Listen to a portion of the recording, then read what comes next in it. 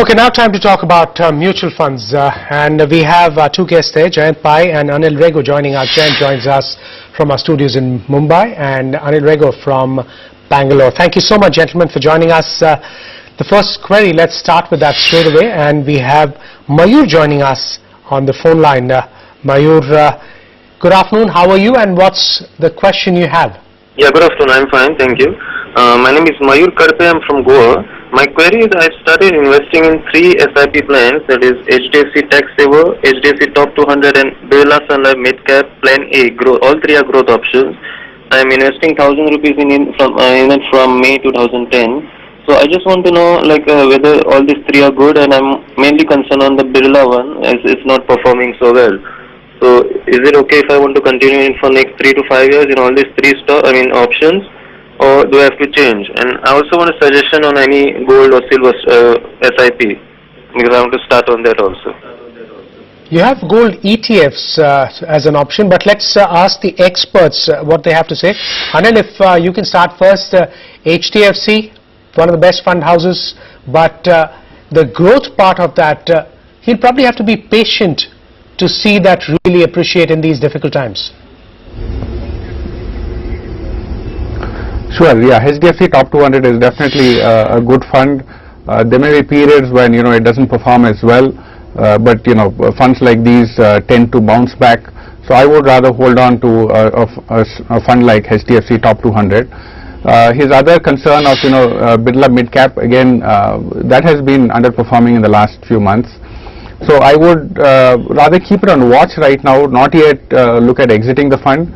And if there's continued underperformance, then maybe HDFC Mid Cap or Sundaram Select Mid Cap type of funds one can look at. But at this time, I would rather wait and watch. But probably needs to broad base. Right now, just having 2 funds, maybe add 1 more large cap fund, 1 more mid cap fund. So your dependence on just 1 or 2 funds is not there. Okay, because if they underperform, then you have a problem. So it's best to broad base his portfolio a little bit. Jayant, how do you see this and what options does he have for any gold or silver ETFs or some funds that he can invest in? Funds that track, there are funds which track gold and others as well. Yeah, first of all, I concur with Anil on the HDFC front. So both those funds could be retained.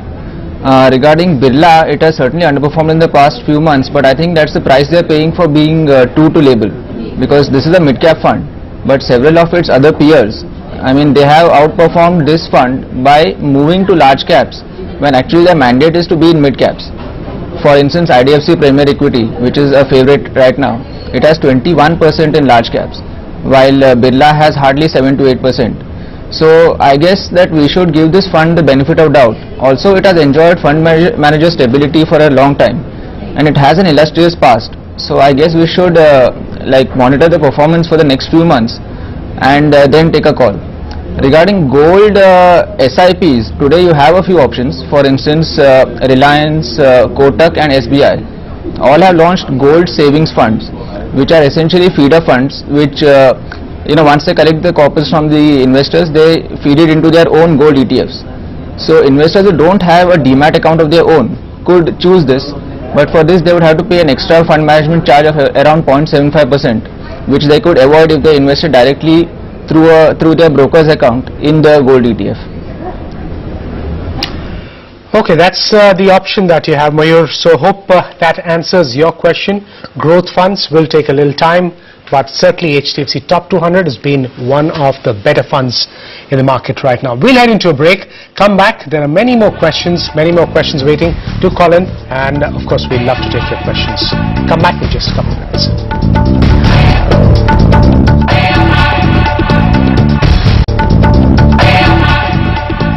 So we talked about the recovery in the market. So it's looking slightly better from the worst part of the day. When markets hit the low of the day, Nifty is up about 30 odd points from that low. So pull up Nifty, pull up the Sensex, and that will show. Pull up also the IT index, because that is what is seeing some bit of buying at that lower level. So that chart looks so much more better after the trough that you see formed about an hour ago or so. And there you see that recovery. Sensex down only about 2/3 of a percent, 100 points only for the markets. Tech index, that is helping that recovery certainly, and the tech index is in the green there. Let's now go across to Ajay, who joins us from Hyderabad. Ajay, good afternoon. Go ahead, ask your question. What would you like to know? Yeah, like there are three things I wanted to know. One was like I've invested in mutual fund, HDFC Top 200 Growth. I have mutual fund as well as SIP. Hello? Yes, sir. Go ahead. Yeah. So I just want to know like how is the future for another 3 years, because I want to keep it for another 3 years now. Okay, that's a good idea. 3 years should be a good time period to hold on to these investments. Jayant, HDFC 200, we've spoken about it, but the SIP part of it, this is a very good time to be in a fund like this and also invest through the SIP route. Would you agree with that? I mean, yeah, it is a truism, because we always advocate SIPs, because none of us can time it perfectly. Now, HDFC Top 200 has become a consensus favorite with everyone over the past year or so, but it has had its own phases of ups and downs. So, if somebody is getting into this particular fund, one, it has grown in a quantum manner over the past 2 years, but we still like it simply because the fund manager has great conviction in what he does. So I guess that we should just tag along with that, and he should stay invested. See, 3 years is actually not that, I mean, it's not really a long period, although many people think so. So I guess that 3 years is the bare minimum, and SIP route is the best way to do it. Anil, what would you suggest? Again, we've spoken about the top 200, HDFC top 200. For this gentleman's portfolio, what suggestion would you have? Sure, HDFC Top 200 is our favorite for a long time. Very consistent fund as well, so I think it's good to have it and continue with it. Again, in markets like this, which are very volatile, having a large cap fund like HDFC, which is not going to do anything very different, you have an SIP into a fund like that, you are definitely going to do well there. And even if there's big volatility, my suggestion is please don't stop your SIP, because the tendency is sometimes you look back at your returns and say it's negative, maybe this is not a good fund house, it's not a good fund, but that's when actually is the best time to invest. So even if markets do tend to go lower, you should be very happy that it's going lower, you're buying in at that time, and with a 3 to 5 year view, it will definitely do well for you. Jen, sorry, did you want to say something in addition to what you mentioned on the gentleman's query? Yeah, actually I believe he has Axis Equity also. So I think this is a duplication, because both of them belong to the same category, and plus the pedigree of Axis Equity is not so great. So he could switch from that into a large cap fund, because HDFC Top 200 is not really a large cap fund, it's a large to mid cap. So he could switch to either DSP Top 100 or Franklin Blue Chip. So that will give his portfolio some variety. Okay, that's the question from Ajay, and let's now, Siva is joining us. Siva joins us from Kochi. Let's go across to him. Siva, good afternoon. What's the question? What are the funds you own, and what would you like to know, sir? I have got around 9 funds, sir, and I am actually new in this area. Hello? Yes, sir. Hello. I am new in this area. I have got some 9 funds, and I have just joined these funds according to my friend's opinion. Hello. Yes, sir. I have got a Sundaram BNP Paribas Smile Fund, DSP BlackRock Focus 25 Fund, Vedica PSU Equity Fund, ICICI Prudential Infrastructure Fund, SBI Magnum Multi-Cap Fund, then Chandra Robeco Fund, Large Cap Fund, HDFC Mid Cap Fund, Axis Triple Advantage Fund. Okay. But you're not able to track the details of each one of those funds, how they're doing. Are you able to do that? Looks like my voice can't get across to Siva, but let's ask, that's quite a portfolio, Anil. What would you advise a big portfolio, how does he rationalize? And for those who tend to kind of focus on several funds, is that a good strategy, or would you rather focus on some and probably diligently work your way through the performance of those funds? Sure, actually, it looks like a lot of these investments have been a little ad hoc. Like he also suggested, his friends, suggested these funds, and then he went and invested in them. I think this is what one has to be a little cautious about. I mean, what is the approach that a layman also needs to follow on his portfolio? I think the first is try and understand what is your risk profile. Okay, do you want to take high risk, low risk? Depending on that, choose how much of mid caps you want, how much of large caps you want, and the exposure out there. So one needs to be, have that overall picture. Today he has a lot of sectoral funds. In fact, given a choice, I would not even have a single sectoral fund there, because it is for an investor who's savvy, who can track sectors and say, yeah, now this is a time when I think infrastructure sector is going to do well, and I enter, I exit at a good time. But you need to exit at the appropriate time, tracking the sector. So definitely my suggestion is to exit a lot of the sectoral funds, and he has a good number of them in ICICI Pro Infra, Religare PSU Equity Opportunities, PSU Equity, and Sundaram Capex Opportunities. So it's best to move these, have a strategic approach. Couple of large cap funds like Franklin Templeton has his blue chip fund. You can also have HDFC Top 200 as a good fund. Then on the mid cap side, you can have a couple of funds like Sundaram Select Mid Cap or IDFC Premier Equity. Good thing is he's also using the Access Triple Advantage Fund. That will provide him some cushion at this point of time. But I would rather look at a bit of a strategic approach to his portfolio. Okay, that's the advice from Anil Rego. So Siva, maybe you'd want to pay heed to what he'd said, but Jayant, what would you suggest to Siva, who's retired? He's 62, and it may be a good idea to rationalize some of that, and maybe put in some money, save some money for the grandchildren. Yeah, sure. I mean, if we just give a general opinion, I mean, for his age, he should not be into so many thematics and sectoral funds. And over that, he has no idea as to why he has got into them in the first place. So I would go along with Anil and suggest he rationalize by redeeming quite a few of these, especially both the Sundaram funds, the DSP Focus 25, Religare PSU, SBI Multicap. I mean, each one should be redeemed for a different reason. So one is either they are a sectoral or thematic fund, or it's a fund which is diversified but has been underperforming for too long. And he should bolster his large cap component, say by adding say DSP Top 100 or Franklin Blue Chip or HDFC Sensex Plus. But like what Anil said, we have to think strategically. At this age and at this point in life, does he require, what is his overall equity exposure in the first place? And then you do the fund selection. So I think it's best he employ a certified financial planner who will chalk out a course for him. Okay, that's the advice for that one. For Siva, that's a huge portfolio that Siva has. Rationalizing, maybe not having such a big portfolio is a more smarter thing to do. Be more strategic in the choice of the funds that you make is what Anil Rego says.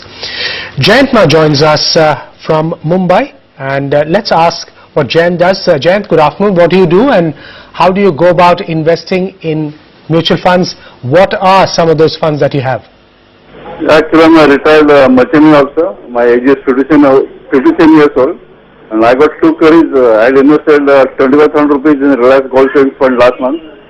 Fund value has gone up by 20%. So my query is whether I should sell it or hold it for some more time. And another inquiry is I invested in banking sectors like ICICI, HDFC, Yes Bank.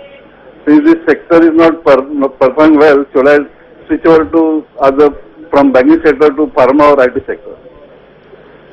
Okay, equities probably Jayant and Anil may not be the best persons to talk about. We suggest you speak to our equities experts who join us, but gold fund part I'll get Reliance Gold Savings, he's invested 25,000. Anil, good time to still be in gold. Prices have corrected internationally, and the dollar moving, that has had its impact. Sure, the most difficult thing sometimes is, do you exit on something which is doing very well? And definitely there's been a huge run up on gold. So I think just from a simplicity's sake, in terms of saying, yeah, I've got very good returns, let me take out some of the profits. I would suggest, especially if his portfolio is long term, the investment is long term, you can actually, book out maybe your profits there. However, considering the global scenario on what is happening on the government debt, etc., plus the rupee where it is, I think gold still has some way to go in the long term. So it's good to hold for the long term, but just be judicious and keep taking out your profits when you see a huge run up. Jayant, what would you advise on the gold fund? The gold funds have been something that the ETFs have been really doing very well. Profit in the pocket is better than paper profits? There is no one answer to this. I mean, it is very tempting to book your profits when you earn 12% in a month. So maybe just to, allay that side of his, maybe he could book profits in half the thing and hold on to the rest. Of course, there is an exit load of 2% if you exit within a year for this fund. So he'll have to come to terms with that. And otherwise, surely, I mean, if you look at it strategically, I don't think that you should, I mean, see, now there's a tendency to go overboard on gold. And I know many people who are selling their equity funds at a loss and moving into gold in a very big manner. So again, that's not advisable. So you should stick to your basic asset allocation. The thumb rule is around 10% in gold. So if at all he is already, overweight in gold beyond that figure, maybe he could cut it down to say around 10%. But I mean, I don't have any tactical sort of an opinion for this. So the safest thing is to say book half and retain half. Okay, so 10%, that's something interesting that Jayant has mentioned. So maybe you'd like to keep an eye on that one, Jayant. 10% of your investment in a gold fund. So that is probably a broad thumb rule you'd like to keep with you, or stick to that as well. We'll head into another break. When we come back, more queries from you coming up. We're waiting for more callers, and of course your questions are welcome on mutual funds.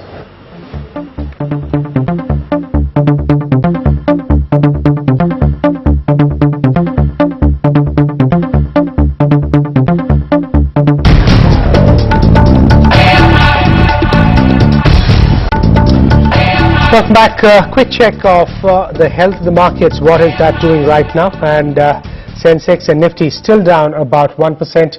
So it's not getting any worse, if not getting better. So certainly markets just pausing a little bit down above, or moved up from that below the 4850 level that the Nifty was trading. Sensex above 16,200 right now. Let's get more queries on mutual funds that we have. Charan joins us from Hyderabad, and Charan has a big portfolio. Charan, good afternoon. How can we help you? Very good afternoon. Yes. I hope you have my portfolio details with you, or shall I repeat once again? Yes, there's a huge long list of funds that you've invested in. How do you manage to keep a track of all of them? That is what I am in a big confusion now to track all those things.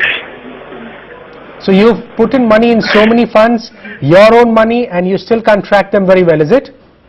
Yes, because what is happening is I comes in a tax slab, so that I'm keep on investing from 2008, 2009 in all these investments. Like I had started investing. One is in the fund name Franklin Templeton Tax Shield around in the year 2009. Hello. Yeah. Go ahead. Started investing in Franklin Templeton Tax Shield Fund and Canara Robeco Tax Shield Tax Fund, and as well as Reliance Tax Saver. And I had started investing in Reliance Gold Savings from April. And I need your assistance whether do I need to hold it, or do I need to exit from them, or do I need to add some more funds to this, because few of the tax savers are still is in negative. and as well as gold savings and some other funds, no issue. Up to some extent, they are okay. And I need your inputs on this, please. Okay, sure. So let's listen in to what Jayant has to say. Jayant, let me toss this one to you. Another case of a surfeit of funds, several investments, and I can see that smile. Does that tell the story? No, I mean it is a very common phenomenon, and I mean the basic feeling is that the more funds you have, the more diversified you are. So, which is not really correct. Now, Charan has a predominance of MIPs. You know, his portfolio is extreme. On one hand, you have a lot of conservative MIPs. On the other hand, you have several sector funds. Of course, this in between are the three tax savers, which are pretty good funds.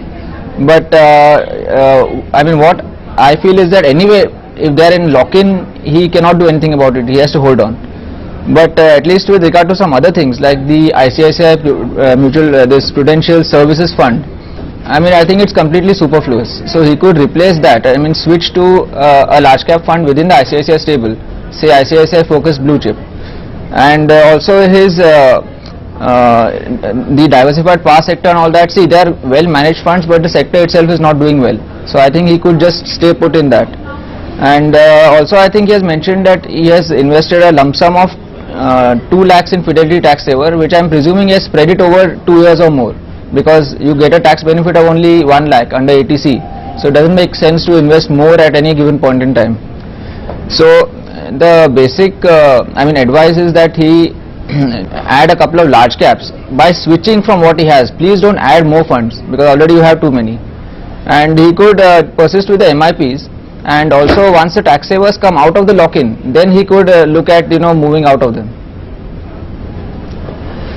Okay, that's the advice. Don't buy more funds. You already have so many of them. Anil Raghu, does it look like a cricket team where you have Viren Sehwag, you have a Rahul Dravid, you also have a Harbhajan Singh, and you're probably missing, you probably want a good, one good or two good batsmen there?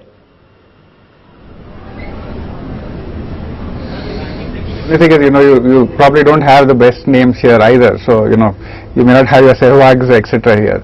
I think a couple of things. It's normal that, you know, people tend to keep buying funds for their tax saving every year, and tendency is to buy a different fund.